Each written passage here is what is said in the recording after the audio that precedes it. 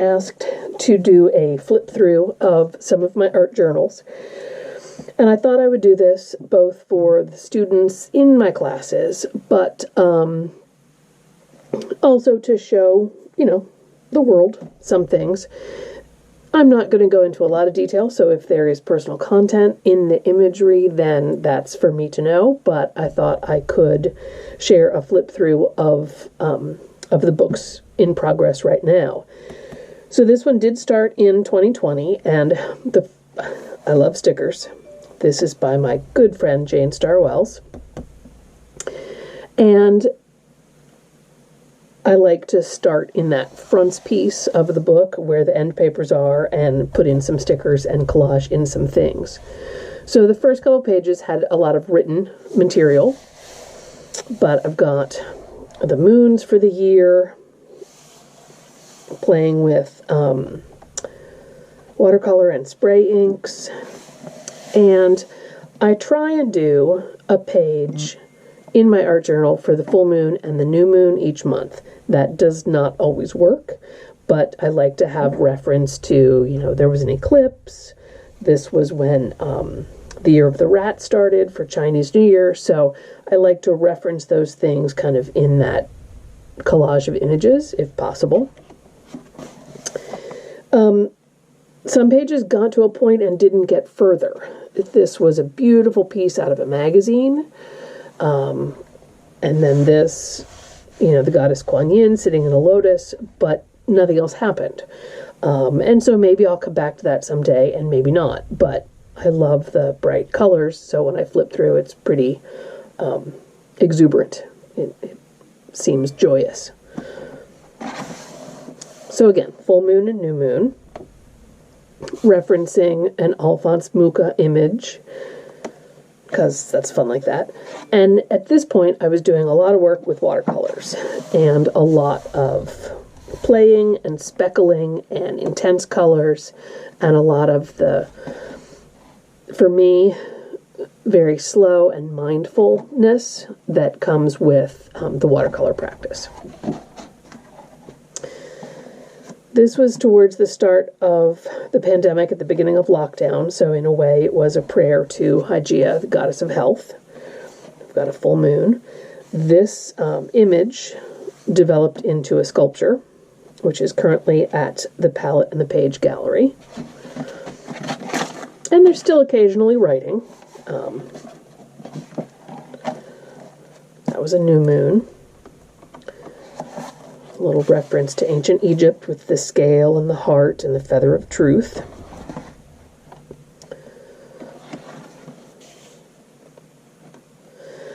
This was inspired by the watercolor techniques of my friend Joanna Barnum, and I'll put her link below in the comments. She does a lot with masking fluid and does these amazing juxtaposed images all in watercolor.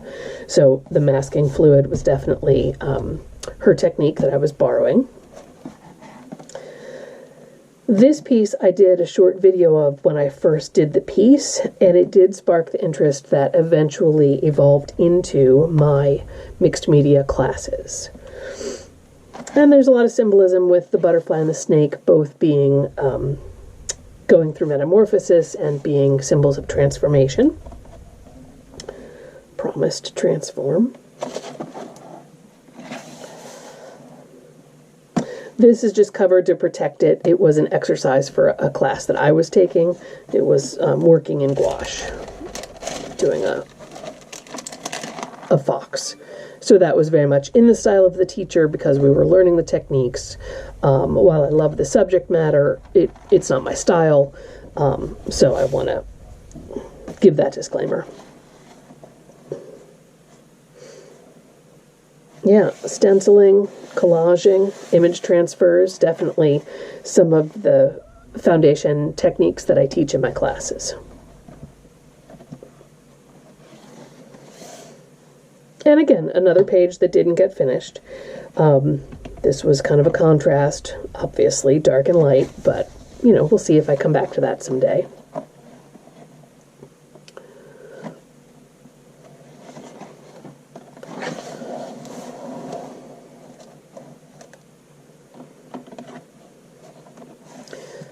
from an art history textbook, an ancient Cretan or Minoan piece of pottery, and that was the inspiration for the page, pulling out the design motifs and the colors. The prompt for this was blue. It was for an Art Elements challenge. The Art Elements blog that I am a member of has gone online. We are a Facebook community now, instead of doing blogs over the course of a month, but we still do have creative challenges.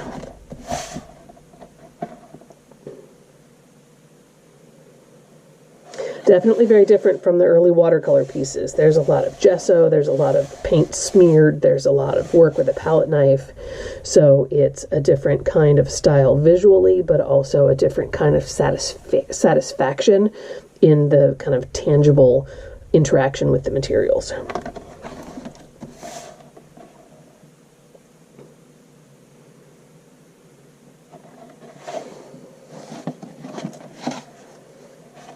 And, you know, sometimes I collage in art by other people, quotes by other people.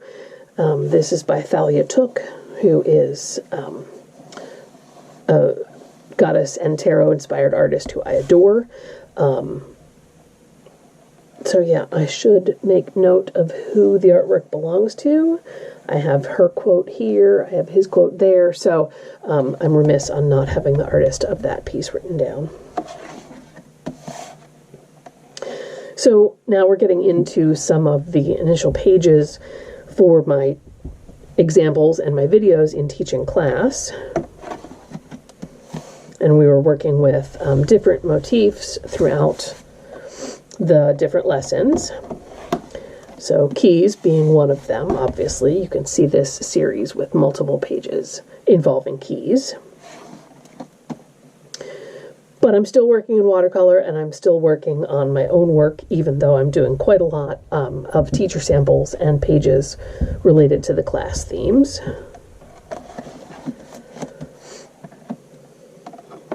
I'm really happy with this one. This spread has a lot of my interests in it.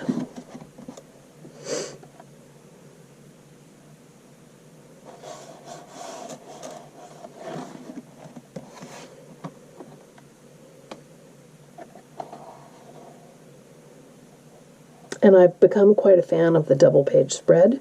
It wasn't something I thought I would be doing a lot of, but this size book at the double page seems a very comfortable size and dimension to me. Now, this page has nothing else on it, and I'll probably come back to it, but it was gesso and alcohol ink, and it has the best texture. It's almost like Venetian plaster.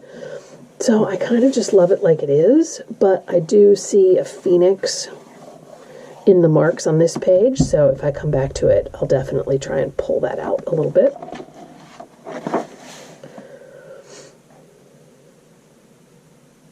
So that went really fast. The next book that I worked in, I haven't screened beforehand, so if I flip quickly through some pages, it's just because there was something I didn't want to share. No offense, but it is my art journal. It is in a book for a reason, because then it doesn't have to be shown to the public.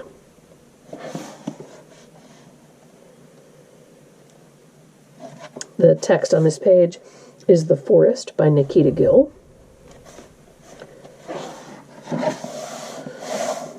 And this was a video for class.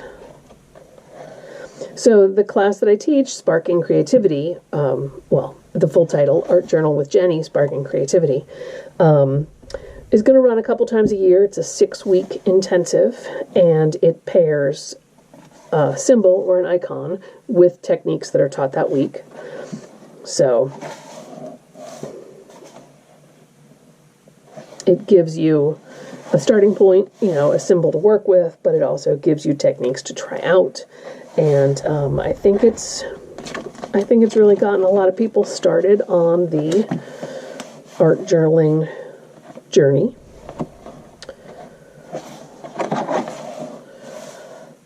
And then after that class, I've got a continuing kind of art journal cycle that runs in seasonal modules.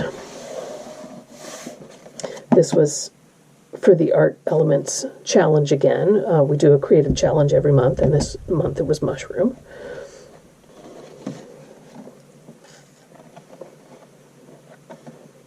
And some pages are just playing with different materials. This was playing with oil pastels and seeing what they would do, playing with different stencils. And yes, things go wrong. This drip shouldn't have been there, but that's part of the process, and it's not something that upsets me. So now some of these pages are from the art journaling class, the seasonal cycle for winter, dealing with mistletoe and holly. There's no holly on that page, but I know it's holly.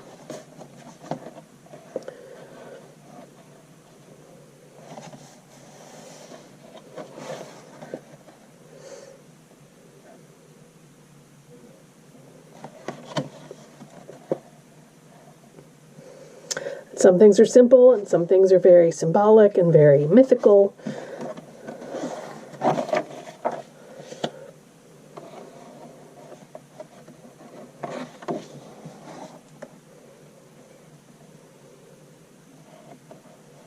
This was 2 separate pages, but I thought they read very well together. Keys again, if you'll notice, some of the recurring motifs that I use.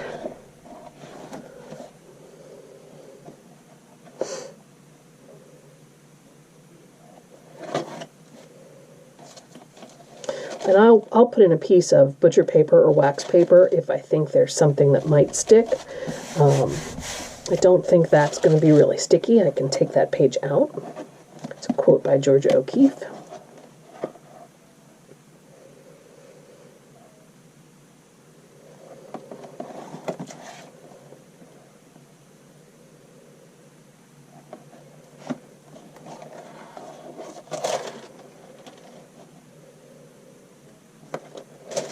Playing with some new materials on that side. And this brings us basically to the end. This is a page inspired by the myth of Pandora, with the box that she opened, and obviously not done. This is still a work in progress as well.